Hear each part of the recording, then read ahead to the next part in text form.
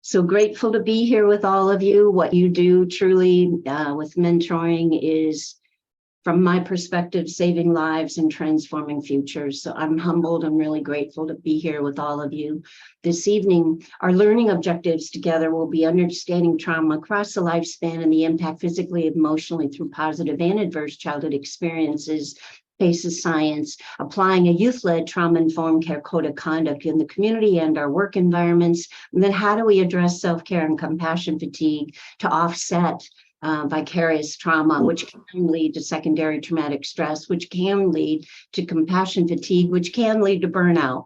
So all of us in the helping profession, how can we ensure that we are truly taking care of ourselves on a daily basis? So our first objective together, everything through the lens, and I've done these in Las Vegas, an 8-hour train the trainer, an hour, 3 hours, whatever window of time is conducive for folks' time capacity. Every single one is through the lens of the 5 parts of PACES science, meaning epidemiology, neurobiology, biology, epigenetics, and resilience building. And so the epidemiology, this is a short 5-minute video clip that talks about the epidemiology aspect of the largest public health study in our nation that millions of people have not heard of yet. Problem when you were growing up? Are you more likely to suffer from depression as an adult? Here's what you should know about ACEs. ACEs stand for Adverse Childhood Experiences, extremely stressful events that can happen to a child growing up. Some experiences are so stressful that they can alter brain development, as well as the immune system, increasing the risk of lifelong health and social problems in adulthood. The term comes from the Adverse Childhood Experiences Study, landmark research that shed new light on the root cause of everything from stroke and liver disease to substance abuse and mental illness. In the late 1990s, an epidemiologist from the Centers for Disease Control and a preventive medicine doctor at Kaiser Permanente set out to understand the association between childhood experience and lifelong health. They asked over 17,000 people in the Kaiser Health Plan in San Diego about their health history, as well as difficult questions about their experiences growing up.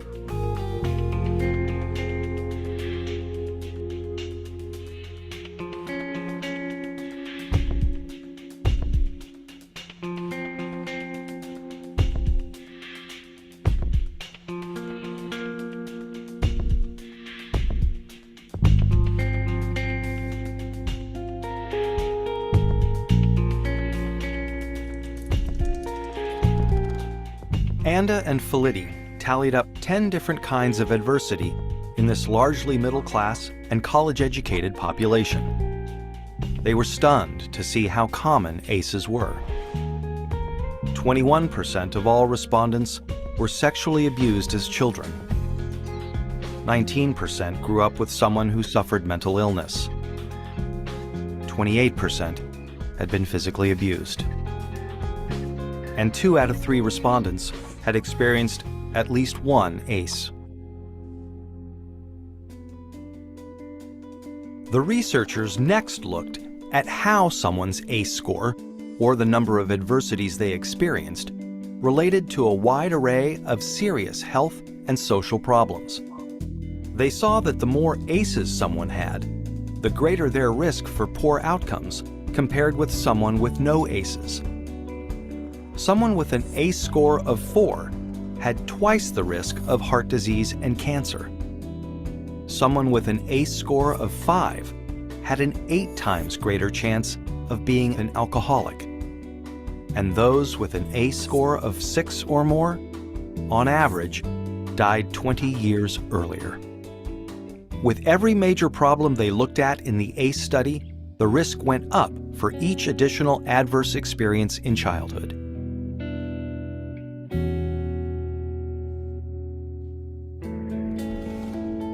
As Dr. Robert Anda says, what's predictable is preventable.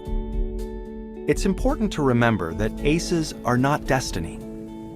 ACEs are a tool for understanding the health of a population as a whole. For individuals, an ACE score can be a tool for understanding their own risk for health and social problems and empower them to make changes for themselves and their children. ACEs tend to get passed down from generation to generation and are common across all income levels, races, and cultures. But increasingly, people of all different professions and backgrounds are coming together to discuss how ACEs affect their communities. They're finding new ways to treat and prevent ACEs. Many doctors are starting to screen their patients for ACEs as part of their medical history.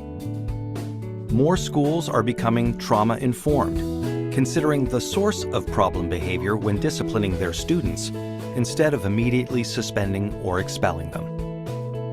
To learn more about interrupting the cycle of adversity and improving health and well-being for the next generation, please visit kpjrfilms.co. So we see, you saw in that ACEs primer, it just kind of went up and there's all these little graphics.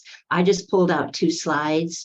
Anytime in those 10 questions, if you say yes to those 10 questions in the ACE questionnaire, every time you say a yes, your possibility, your vulnerability can increase. And the reason it's the largest public health study in our nation, millions of people haven't heard of. Out of those 17,337 patients, clients at Kaiser Permanente in La Jolla in an obesity clinic, that was 440,000 sets of data that went through the Center for Disease Control. So no one could refute or dispute this is standing on a granite foundation. And we know that's only in utero to age 18. We know trauma can absolutely be across the lifespan. So WHO, World Health Organization, has done research literally all over the world on the impact of adverse childhood experiences, adverse adult environment across the lifespan. So here's 2 slides that go back to the original ACE study released in May of 1998, later being raped, becoming an adult alcoholic, suicidal attempts, perpetuating domestic violence. These are some of the markers that the Center for Disease Control, and even these are non-exhaustive, but we can see here across the lifespan that if you live in a food desert and there's not access to healthy foods, there's just a lot of liquor stores with not very good fruits and not healthy choices. If you live in a community, I think of the young people that your mentor, they're so blessed to have you in their life. If they're living in an unsafe home, domestic violence, someone could be incarcerated, a deported loved one, the community, they don't feel safe. They may be groomed for human trafficking. They may be a gang family living on the same street, possibly being bullied at school or in the neighborhood, living in poverty, intergenerational poverty. A lot of these things can have an impact on our well-being. And so when I was traveling a lot pre-COVID, these were 200 people up in Los Angeles were asked, what's community trauma? And they had little Post-it notes. And we know anytime in a word cloud, an individual puts the same word in more than once, that font becomes larger. So we see here adverse childhood experiences are the largest font on this word cloud. We also see discrimination, violence, fear, hopelessness, ignorance, racism, oppression, toxic stress, poverty, helplessness. And these vowels and consonants on this word cloud that Devika Shankar created represents who you serve and the magnitude of the power of who you are to help the youth and the families that you mentor. The pair of ACEs, we looked at the adverse childhood experiences. We also need to be very mindful of the adverse community environment. We have no choice in where we're born. We are born where we are born, and we know zip code matters, place matters. So when we look at where the youth and the families that we mentor, where are they born, that also helps frame how we're going to develop a trusted relationship, and because we move at the speed of trust. And the entire epicenter of this whole movement, this whole healing-centered, equity-focused movement is when an individual, child, youth, adult, senior citizens, when they feel safe with you, and you build trust with them, and you have a relationship. Safety, trust, and relationship. We know 0% of this is about people not being held accountable. Everyone should be held accountable with compassion. So Rise in Richmond, California is doing phenomenal work. You can see the triangle on the left really is more reflective of the adverse childhood experiences study. When I found out about it in 2005, it connected the dots, a lot of the complex traumas in my own life and my family. You know, many of my loved ones, my brother fell over dead at age 53 in 2009. So every time I see this one on the left, I think of my brother. With dying 20 years earlier, like the ACE study has proven. Rise really wants to look at the general embodiment, historical trauma, cultural trauma. Where are people born? So you see the blue vertical bar on the right, the taller, the deeper pyramid. That one's really lifting up epigenetics and microaggressions, implicit bias. And when we know through the epigenetics, please recall that's part of the holistic 5 parts of neurobiology, epigenetics, biology, epidemiology, neurobiology, biology, epigenetics, and resilience building. And the moment that a female finds out she's pregnant, she has in her DNA her ancestors. She has their survivance, she has their cultural trauma, she has their historical trauma. And so we should be wrapping around the moment a female finds out she's pregnant, the systems cross sectors should be wrapping around her and that family. And then we can move the needle to prevention. When we know better, we should do better. And so ACEs connection, now PACEs connection, I'll show you a couple of slides and as to the reason for that edit on the name. 3 realms of ACEs. We also know that climate change and environmental, we think of Hurricane Ian in Florida recently. We think of wildfires out here on the West Coast. When I moved here in 1985, wildfires were a season, and now wildfires are all year long. And I've been evacuated, and anytime one is near, I'm in hyperarousal and hypervigilant and actually kind of terrified because it's so Mother Earth is hurting. And so we want to look at the environmental trauma also as we're looking at childhood experiences and adverse community environments. I'm trying to share the San Diego Trauma Informed Guide team. This is a graphic that we created quite a few years ago now. We're a grassroots collaborative from 2008. And as I mentioned on an earlier slide, a single one-time traumatic event that could be completing suicide, a rape, a homicide, like my brother fell over dead. It's a single one-time traumatic event. Chronic trauma, the experience of multiple traumatic events, could be living in poverty, having a loved one incarcerated, a loved one deported, a loved one with mental illness, domestic violence in the home, groom for human trafficking in the school, bullying at school or the neighborhood. It's their normal because they're dealing with it consistently.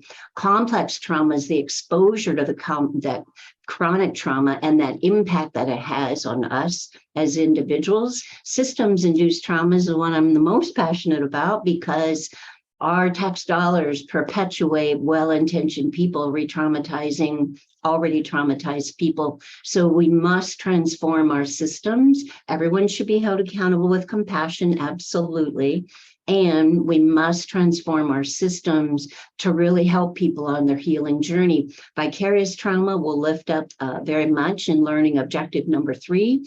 Super important for every one of you as mentors in the helping profession, because when they trust you and they open their hearts and they share, who you're mentoring shares with you, you weren't directly impacted by the rape or whatever it is that they're sharing with you, but you vicariously are. So it's really important that we take care of ourselves in order to be able to do this work. We can't pour from an empty cup.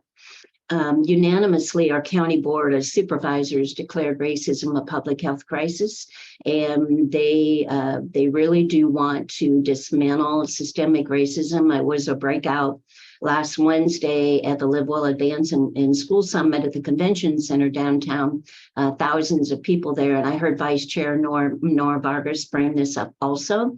and they need all of us. I think we have 3.1 million people in our county in San Diego, and we need all of us on the front line. So you are all on the front line of systems change, and the more we can plant seeds about this and have a lot of conversations and keep nurturing, we're just energy, and energy becomes momentum and can become collective impact, collective transformation. So it's a very hopeful time. When I found out about the ACEs in 2005, it was an epiphany for me and absolutely changed the way I look at everyone else's behavior, the compassion with my own behavior. And so this slide here, many times when I see behavior, I think of this slide. The PET scan is a snapshot of inactivity, and the most active colors are red and yellow, least active are purple and black. If you look at the abused brain on the right, that's a Romanian orphan, and you can see the circles here. This is the neocortex, and we've got the prefrontal cortex right behind our forehead. That's where all of us have our executive functions. It's where we have our logic and reasoning, emotional control, how we regulate our emotions, our capacity to learn, teachers, is all in our prefrontal cortex. If your body perceives, certainly if you know you're not safe, but if your body perceives you're not safe, your brain will drain into your amygdala in fight, flight, or freeze, in survival mode. And you lose access to all those executive functions because now they're down trying to help. Your breathing is rapid, your palms are sweaty, you're starting to breathe a lot faster. You could just feel this anxiety and stress in your body because you're in survival mode. All of us can help ourselves have a healthy brain. We can all access and have soothing strategies and calming techniques. I'll never say I'm healed in this lifetime. I'm healing. I still get activated. And so I just know what's happening in my brain. Oh, I'm in hyperarousal right now. Let's do some breathing. Let's do some, all these, which I have several practices to add to your tool belt of how you build your life throughout the when I saw this in 2018, I thought it was staggering that 96% of teenagers view anxiety and depression as a major and minor problem. And this was in 2018, before the pandemic. I can only imagine what it would be now. And these are our young people. I imagine you may see some of your young people you mentor here. So we, as professionals, we can't unknow this. And truly, when we learn, we're all lifelong learners, we're all students and we're all teachers. And when we learn these things, ideally, we're planting seeds to help others and spark that interest and curiosity that they want to learn more also, because our youth are our future. And so I just thought that was so sad. And so I did, I was on for 11 years, the City of San Diego Commission on Gang Prevention and Intervention, and I've never been arrested. The reentry folks have truly been some of my greatest teachers and have become friends with many of them. And I did some research a few years ago, 67% of children, this was years ago, 67% of children who witness a shooting develop PTSD. So we can see here the PTSD at different ages. My sense, I'm not a doctor, a clinician, a nurse. When you're in this world doing these trainings all over the nation for so many years, you learn. And so my sense, we have millions of people in our young nation with undiagnosed PTSD, which is why what all of you do as mentors, as those in the helping profession, you truly are helping your youth and their families have access to these healing strategies. A lot of font. I just want you to see it. I've shared with Tam and Franco. Every single slide has a link right to the source. Everybody I know is really busy. And so if there's a slide in here, a couple slides in here that Tam has Tam and Franco have a PDF they could share with you if you'd like.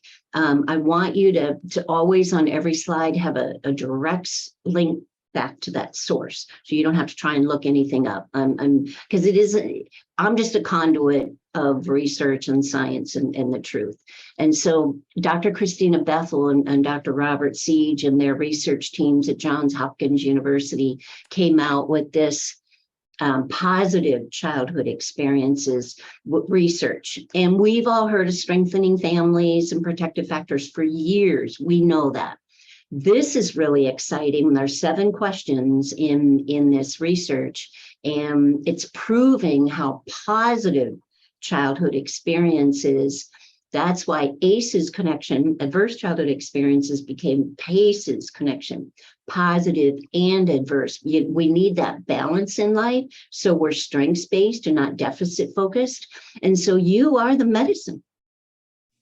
You are the one that is leveraging the relationship because you're building trust, because your mentees feel safe with you, and you are developing their nurturing mind. We need safe, stable, nurturing relationships. And that is how we can have our social, emotional development. We're not born resilient. We have the capacity. We just like we have at least 9 multiple intelligences. We're born with all kinds of capacities. We need that secure primary caregiver or a safe, trusted adult in our life. And that is what helps us build our resilient muscles. So how do we apply this? This next one's got a lot of font. I just want you to see a visual. There were youth in City Heights and Southeast. San Diego Foundation funded the Clinton Foundation to come to San Diego for 3 years and work on a Strong Families, Thriving Communities initiative that was focused on reducing disparities in child welfare and juvenile justice, specifically with African American, Latinx, and Native American families in San Diego County. So they worked, and I know the font's small. I've got bigger font on the next 2. I just want you to see the visual. So they worked for 6 months with 3 inner city youth groups in City Heights and Southeast, and they asked the youth, how do you want to be treated by adults and professionals in your life? And this is 100% of what the youth said they wanted to be treated. And you can see under safety, number C, that's mandated reporting. So it's not like they're not denying mandated reporting. I would encourage, if you'd like to, that you print these out, maybe just one, and laminate it so you just have one, because what an amazing talking case or communication opportunity that could be. Here's the other quadrant that you could have as a starting point, or asking them what's their discernment, what's their thoughts on what these inner city youth said they wanted to be treated by every single person out there, whether it's a school, child welfare, social worker, law enforcement, faith-based, anyone out there. Same 200 folks up in LA were asked what's community healing. And same thing, they put it on a Post-it note and put it on this big whiteboard, and Devika Shankar created this really beautiful word cloud. And we can see the biggest words on here are community and empathy, connection, support, understanding, education, compassion, inclusiveness, open heart, open mind. This is you. These vowels and consonants on this word cloud are you. This is the power of your relationship on behalf of who you serve. So thank you for what you do. Dr. Bruce Perry, leading neuroscientist in the field, he wrote a book with Oprah Winfrey called What Happened to You? And Oprah Winfrey literally shared that when she found out about adverse childhood experiences, I think for like me, obviously she's, global someone. I just got my little grain of sand on the beach. She's global, but she said it transformed her. It changed 100% how she engaged with 100% of the people in her life, in her business, on her talk shows. And so she wrote a book with Dr. Bruce Perry. You can do book clubs around the nation on what happened to you, and they've got the whole curriculum and everything. And so much like I mentioned earlier, the epicenter of all of this is when who you mentor feels safe because you're building trust and you have a relationship. And that's what Dr. Perry has in this upside down triangle is first, we must help that child or youth regulate because they've lost access to the prefrontal cortex. They're in their amygdala and fight, flight, or freeze. So relating to them is what's going to help them soothe that amygdala, calm dysregulation, calm hyperarousal, and regain access to the executive functions in their prefrontal cortex. Then you can have a conversation. Way too much font. I just want you to see the visual. This is an infographic from Echo in Los Angeles, and it's non-trauma informed language. Language is so important. There'll be a video you'll see next that will really lift that up from Dr. Masaru Emoto. So non-trauma informed language and trauma informed care language. So if we're not trauma informed, we're blaming and shaming. Again, no, everybody should be held accountable with compassion. And we should not blame and shame. What happened to them? What happened to them? And our goal is to connect. We're not here to fix anyone. We're here to support their healing journey. We're here to help them learn. And so this is a leading doctor up in Canada on self-regulation. And this just articulates this movement so well. If we look at behavior like misbehavior, then we're punitive. And if we look at behavior as they're stressed out right now, they're in their amygdala, they're in survival mode, they're in fight, flight, or freeze, how can I help? That's really the epicenter of this enhanced awareness and deepened understanding. And then when they're calmer, then we can have a conversation about what didn't go right, how can we do better? And so Dr. Masaru Emoto, this was another epiphany for me years ago. I was raised in domestic violence. And when the first time I saw this, I sobbed. Dr. Masaru Emoto, is a Japanese researcher and photographer. And what he proved, and there's so many YouTubes, there's so much. I love the song, I love the music in this one. So I chose this one. But what he proved was our intention behind what we say has the power to harm or heal. And he proved it when we put our ice cube tray in the refrigerator and it's liquid water and it starts to crystalline, it gets this real pretty crystalline look, he would snap a picture. So he would take things like Mother Teresa and put a jar of water on it, put that loving feeling on it, put it in the freezer right when it started to crystalline, he'd take a picture. He'd put in things like, you make me sick, I will kill you. And he'd put that angry, venomous, hateful feeling into it, put water on it, put it in the freezer when it started to crystalline. He would take a picture. There's, which might be interesting to do with your youth you mentor. You can do it with rice in jars in the refrigerator and have your youth, show them this, have them research, learn a little bit more about it, learn together about it.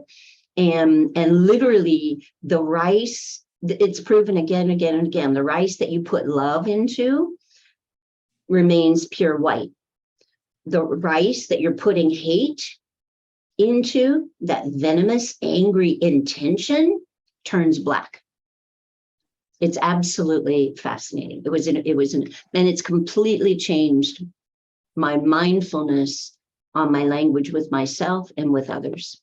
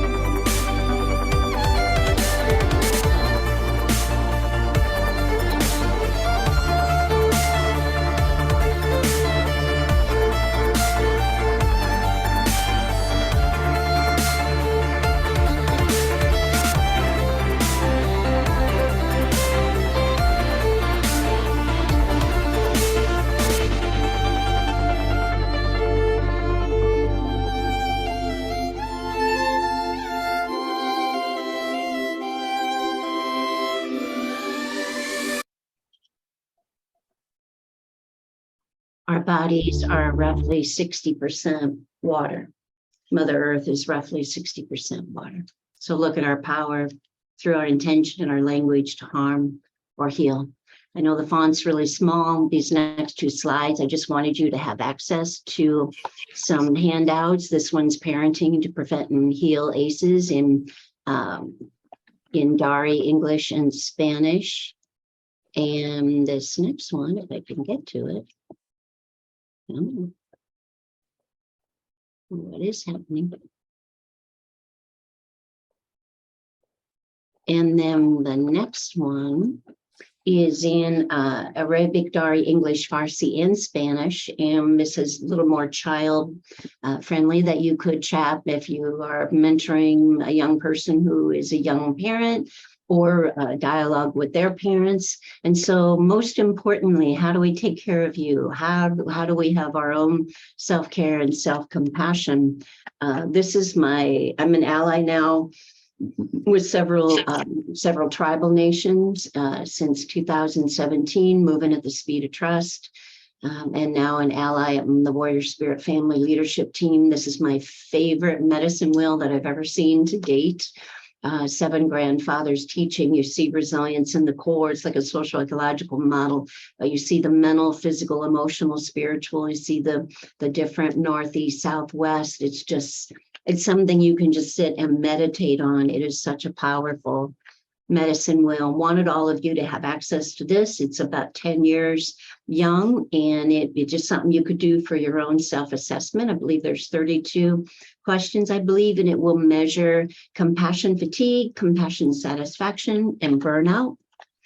Here is something that you could consider having at home with your family, at work, something you could innovatively do with your youth that you mentored on the power of gratitude. How we can, during this COVID-19, which doesn't seem to be easing up anytime soon, how do we help each other through? Because everywhere I look, people are hurting. We're all healing, we're all grieving, we're all healing.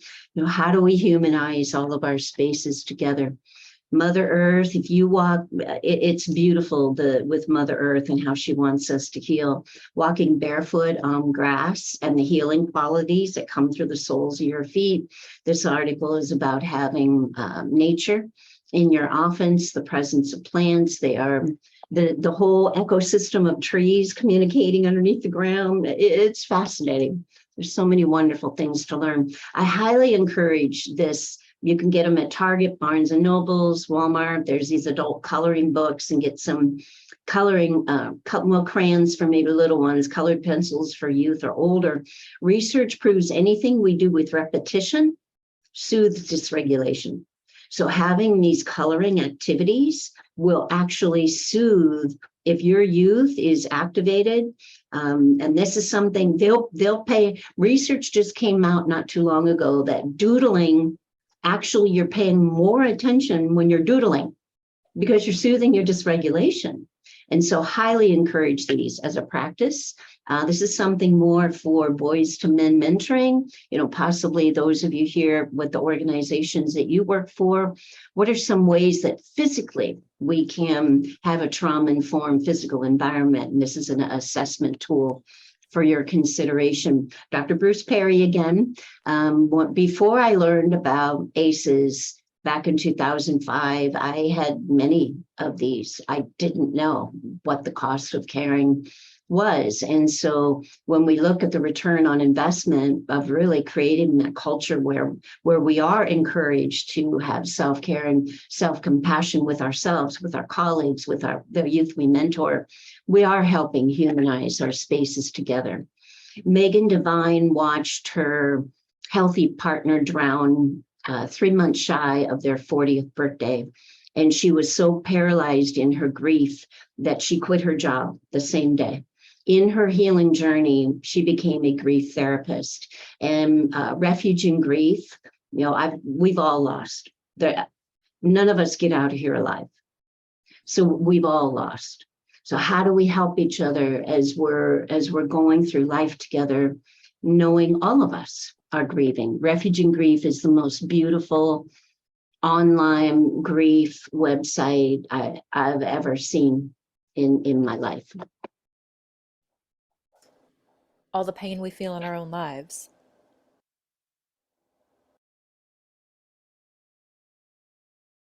Oops. So what do we do about all the pain we see in the world? All the pain we feel in our own lives? And why does it seem like our best efforts to help somebody feel better always backfire? I've been studying intense grief and loss, baby death, violent crimes, accidents, suicides, and natural disasters.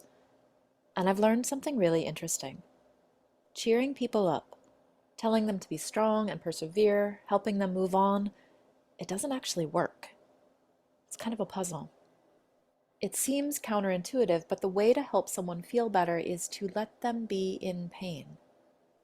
This is true for those giant losses and the ordinary, everyday ones. Educator Parker Palmer writes, "The human soul doesn't want to be advised or fixed or saved. It simply wants to be witnessed, exactly as it is." He's talking about acknowledgement here. Acknowledgement is this really amazing multi-tool. It makes things better even when they can't be made right.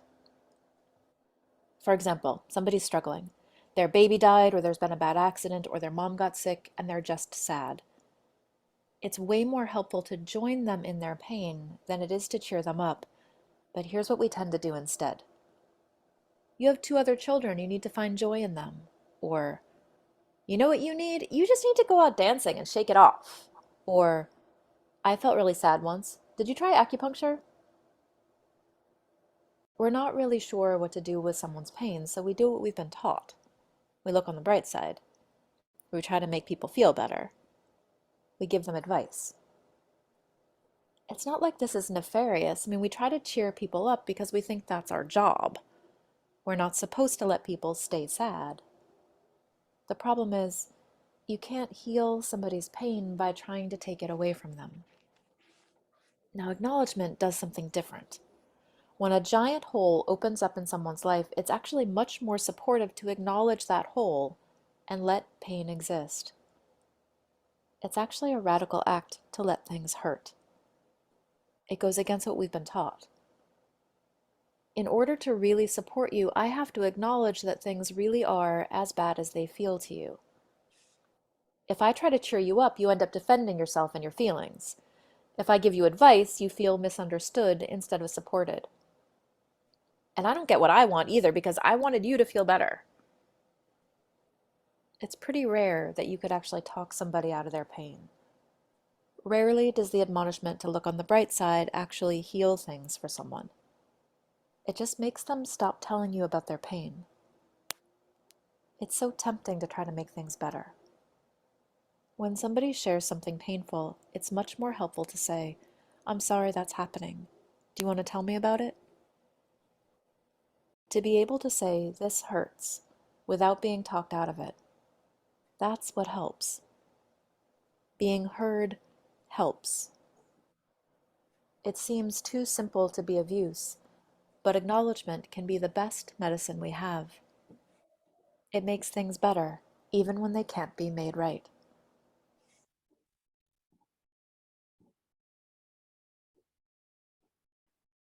So HeartMath was another epiphany for me. Found out about that also in 2005. It's proving the brain in the heart is far greater than the brain in the head.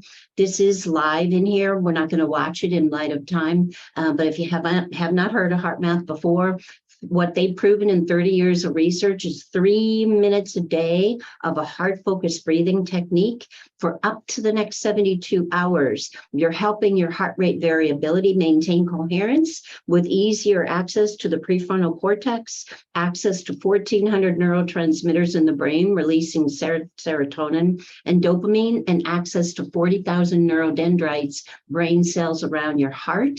And so intentional breathing is your most expedient strategy you'll ever have your entire lifetime. This is what we're doing. We are literally rewiring our brain. Please recall that slide earlier of the abused brain and the healthy brain. This is what all of us have the capacity to do with all these mindfulness and meditation and breathing techniques, is literally our brains are neuroplastic. We can build gray matter in our brain.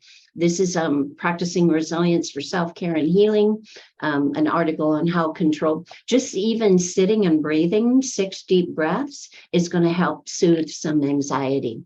We know the science about the research on gratitude and how it benefits us with our well-being.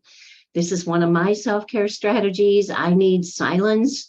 I need it every single day. My body craves it. We are in this world of TikTok and Instagram and Facebook and emails and text messages, and like, it's so constantly coming at us. And when we just sit in silence, how that is relieving stress and tension in our brain and our body. Nature sounds, it's phenomenal. And I know there's a gentleman here that's a surfer. It's just phenomenal, the different ways, hiking, listening to a brook, meditating and just closing your eyes and listening to the breeze. It's phenomenal how research proves beneficial that is for us. We know there's a lot of benefits from meditation. You don't need to be in a lotus pose, just sitting and listening to your breathing is a soothing strategy and calming technique.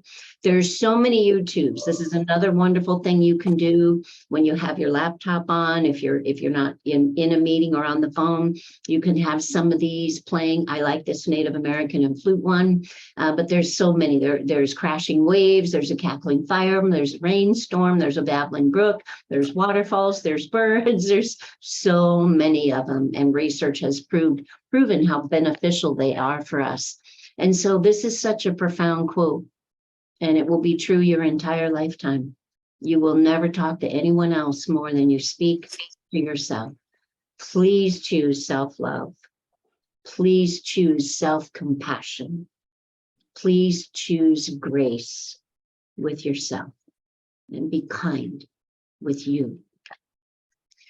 PACES Connection is a global online learning community. It's free. It's driven by individuals, not by organizations. It's literally all over the world. We have over 66,000 members around the world and over 440 communities geographically all over the world, interest-based. And so if it's something that you kind of want to plug, I call it a little, my understanding is recently they said there's 8.5 billion people in the world. So I liken 66,000 to be that little microcosm of leaders on the front line of systems change that want to sustainably transform their organization as they're transforming themselves, where they work, where they live, where they pray, where they play, and some additional resources for you.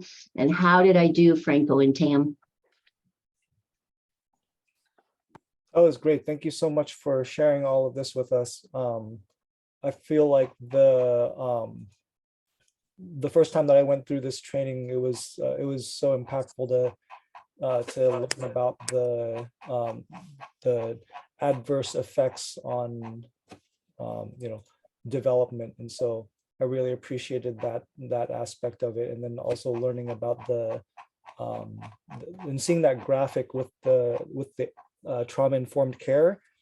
And the language that we speak in our circles, and seeing so many of those things on that list was also really impactful too. So thank you so much. Yeah, absolutely. Well, I'm just super passionate about, I'll talk to anyone. Elevator up to the second floor. Humanity needs to know this, because this is how we're going to transform our own lives, the people that we care about, the people that we serve, and truly bless every single one of you here. I'm a mentor 25 years in City Heights. They've actually been some of my greatest teachers, and they've taught me a lot about systems-induced trauma and what it's. So I profoundly admire what every single one of you do here. You are transforming futures, and my heart feels you're saving lives. So truly, it's not easy work. It's hard when they're hurting. I know a young lady I've mentored for many years when she was being groomed for human trafficking. man, yeah. So it's hard. It's not easy doing what you do. And I have a lot of profound respect and admiration for, because I think you're that safe, trusted adult, and no blame or shame on family. That's where we should just let go of that. And we should stop saying to people, get over it. You don't get over trauma. You don't. It becomes part of your narrative. It becomes part of your life story. It becomes part of your DNA. Rather, when you're activated, because you know what's going on in your brain, I'm in hyperarousal, I'm in hypervigilance. Okay, let's get out my mindfulness coloring. Let's do some intentional breathing. Let's hop on heart math and do a heart focused 3-minute breathing, guided meditation. There's so many tools out literally at our fingertips, on our phones, our tablets, our computers, that we can help ourselves. And we can plant those seeds within the youth that we're blessed to serve.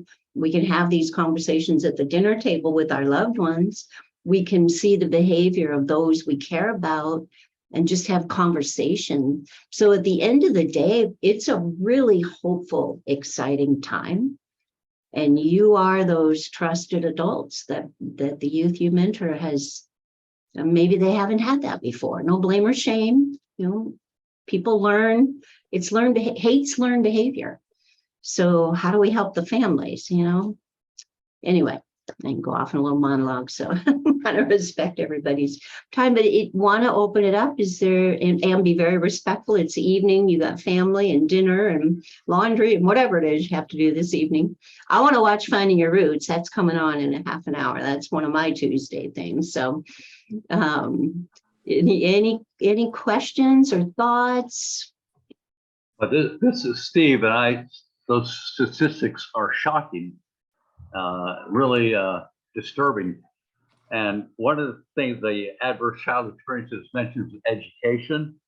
And you mentioned what we do as individual. I appreciate that. I've learned a lot. But I also, every few years, they mention like the Los Angeles schools in the Watts area and the underserved areas. They put the bad teachers into the classrooms that need good teachers the best. What can we individuals do to turn that around, get some good teachers for our kids, our stressed kids? Can I offer a personal perspective? Sure. Or Okay, this is me personally. This is not professional. Right. I end predatory lending, end redlining, end property taxes should be across the board. If there's 100 schools, they split it 100. I train on dismantling systemic racism. All right, let me just briefly share one thing I only learned 5 years ago. So when Dr. Folletti, co-principal investigator of the ACE study, introduced me to Dr. Anthony R. Pico, former chairman of 26 years of the Viejas Band of Kumeyaay Indians, and top chairman is like a sitting bull, like a top chief. And he's now one of my best friends, Dr. Pico. So I only learned 5 years ago because I identify as white and moving at the speed of trust.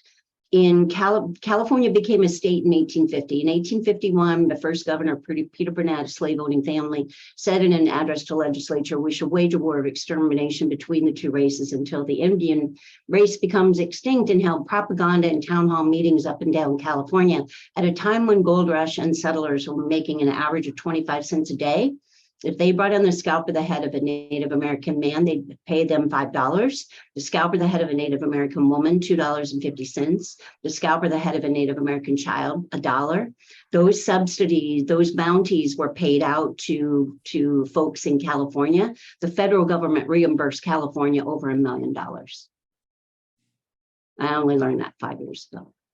Okay. So truth telling in public education, I'm blessed to work with hundreds and hundreds and hundred people on the front line, really trying to dismantle all this, from our young nation. And so there's lots of peeps out there doing really great work. We've come a long way. We've got a long way to go. But yeah. I agree with you, Steve. I think one way to end what you articulated about LA doing every 2 years, when property taxes are just across the board equal. Every school gets the same. because it's not that way. And then you add in predatory lending, and you add in redlining, and you add and tree canopy, and it's insidious. And we pay for that Yeah, every day. We perpetuate that. right. We keep electing the same people. Well, thank you very much. Yep. And Tom, I wonder if you'll be able to send us all the references the resources that she's mentioned, so we can review them. Yeah, I'll send them your way. Thank you. And I made them as a PDF, so they're as little as possible, because PowerPoints are a lot bigger. But however, if I can help in any way, I'm humbled and I'm grateful. I want to use my whiteness as a bridge to dismantle, and just really love hanging out with mentors, because I think you're one of the strongest solutions there is in the world as a mentor. And that's every one of you. So truly, bless you. Much love and light surrounding you and your loved ones. And I hope you have a really meaningful holiday season. Yes, Franco. Training that's a deeper dive into the topic, correct? An advanced training. Is that something that you're offering? Oh, sure. Yeah. Yeah. Okay, because I know this is just scratching the surface. Oh, absolutely. So discuss bringing this advanced training perhaps in the later months in the year. Yeah, I'd be thrilled. And I'd love to have a think tank with folks. Whatever I can do to serve. I'm a servant leader. I serve first. I lead second. And I'm just I'm humbled to be here, because I know you're transforming futures and you're saving lives. Dana, would you be open to a few more comments or questions? I know that Sure. a few of the men here are Yep. probably itching to ask you some questions. And then do you want to keep recording through this, or what are your thoughts, Tam? Sure. Okay, If we're open, yeah, if you're open to it, sure. sure. Barry here. Thank you very much, everybody. Thank you, Dana. Yeah, not heard, not healed. I'm learning and practicing how to listen to learn, and the power of listening to our youth and just identifying with them is such an opportunity to heal them by knowing their information. Yep.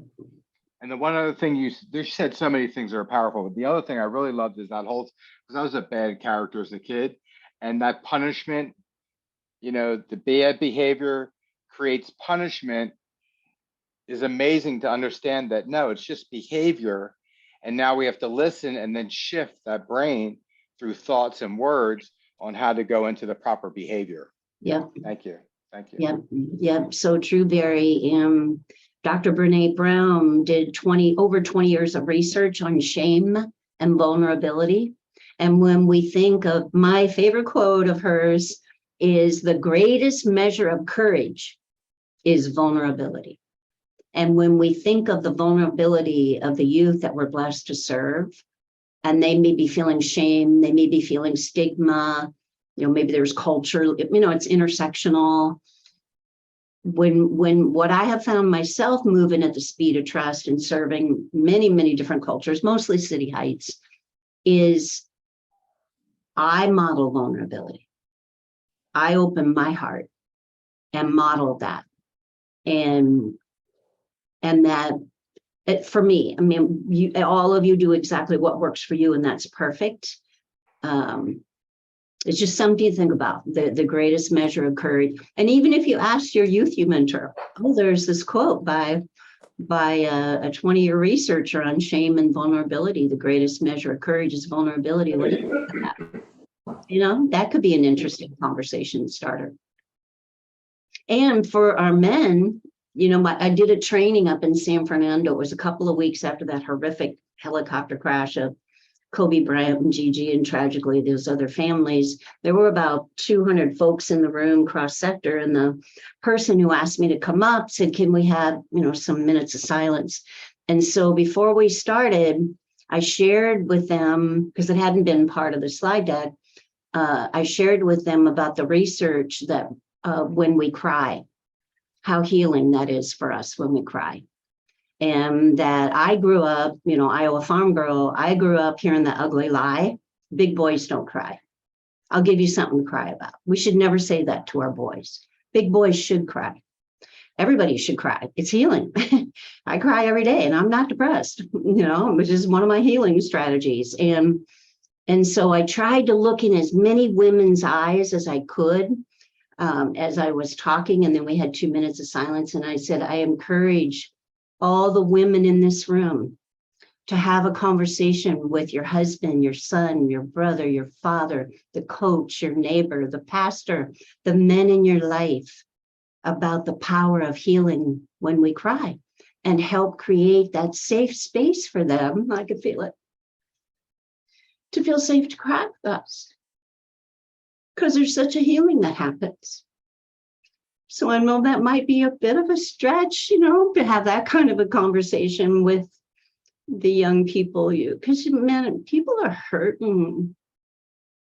How do we humanize all of our spaces together? So thank you for that, Barry.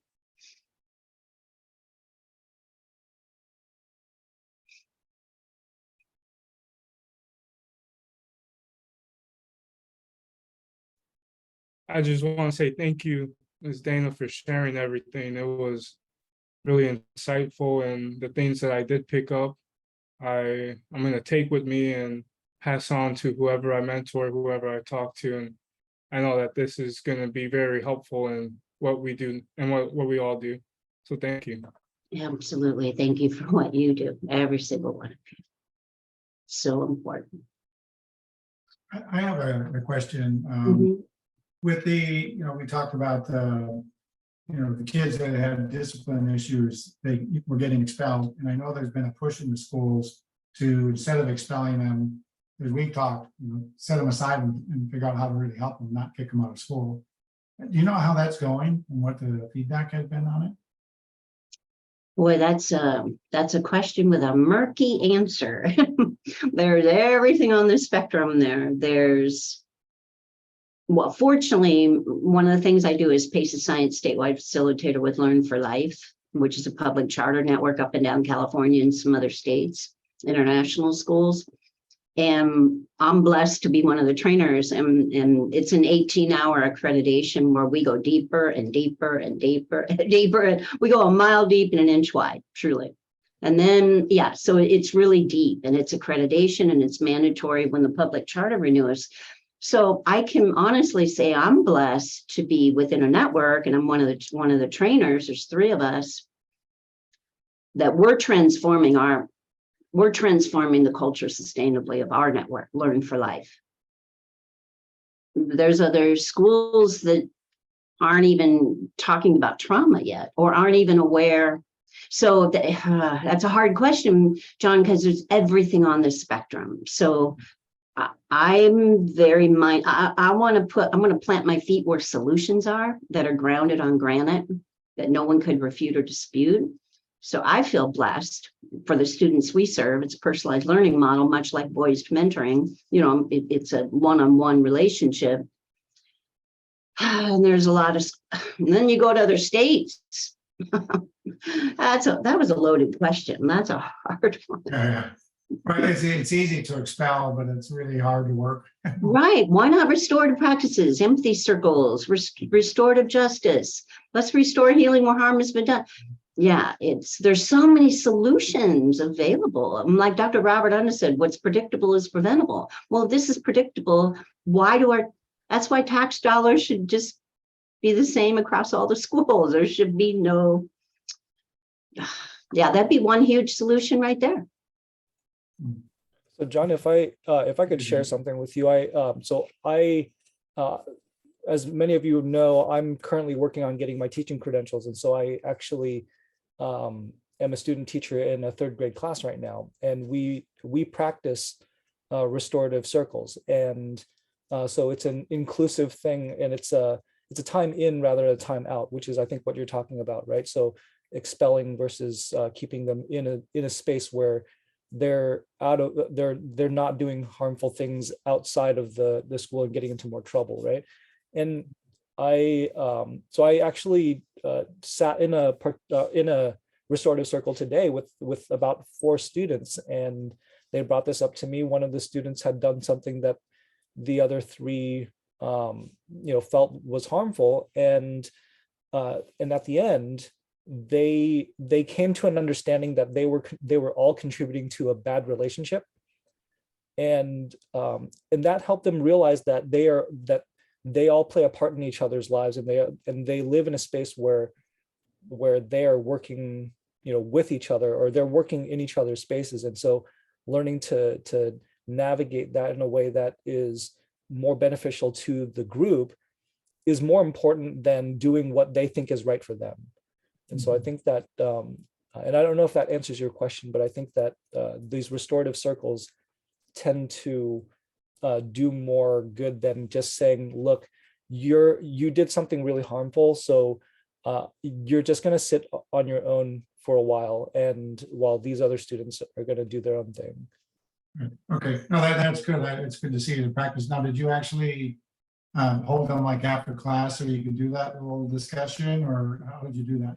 I did it during class, actually. So I had the opportunity to pull them aside during class, and we spent 20 minutes just doing that instead of doing whatever lesson they were supposed to be doing. And so it was just as important as the curriculum or the education or the academics that they were doing at the time. So the emotional side of it is just as important.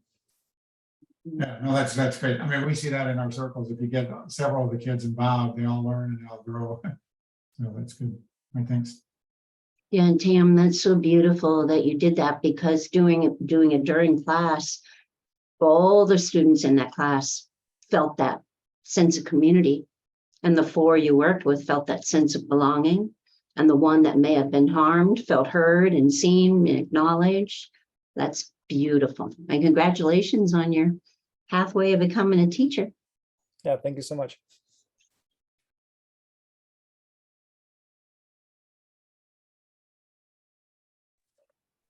I would like to share, if I may. I'm Bob, and I was just watching a functional medicine doctors, 40 of the most progressive medical doctor or chiropractic or just doctors in functional medicine. And they were talking about, one of the hosts was talking about how even though if they do the supplement, everything, it doesn't change as much as once they deal with the core issue, like what you're talking about in ACE. Once they deal with that, everything else works better. But before that, it's like a block. So I really believe the work that Boys to Men do, helping the boys verbalize their pain, their trauma, I think that's one of the key to healing. Yeah. Thank you. That's what I wanted to say. That's powerful, Bob, and that is so astute, because we are harmed in relationships and we are healed through relationships. And you're exactly right. Boys to Men mentoring is helping all those youth. And that's forward thinking, because helping that youth, that's also planting seeds, I would think, with their friends, their circle, their sphere of influence, planting seeds back with their families. So yeah, your roles with Boys to Men mentoring. And when I had the blessing of meeting Tam and Franco and other of your colleagues at NCRC, I was just blown away with the whole model you have, with all the different strategies and policies you have in place. And yeah, I'm just really inspired. Deeply grateful to be here.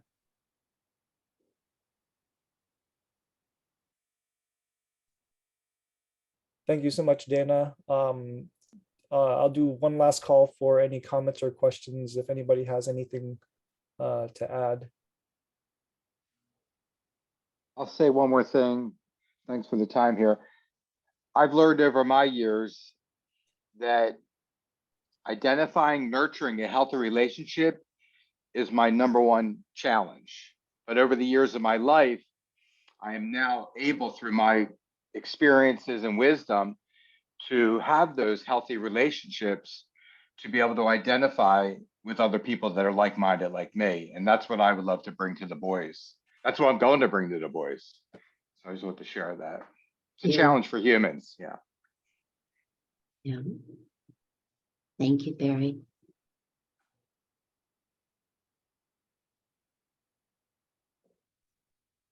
Well, thank you so much, Dana, for bringing this this training to us. I think that it's such valuable information to share with everyone that you know this sort of confirms that a lot of what we do here at Voice the Men is valuable work. So thank you so much for coming out and doing this. for us. Much love and light to each of you. Happy holidays. Hope to see you again 2023.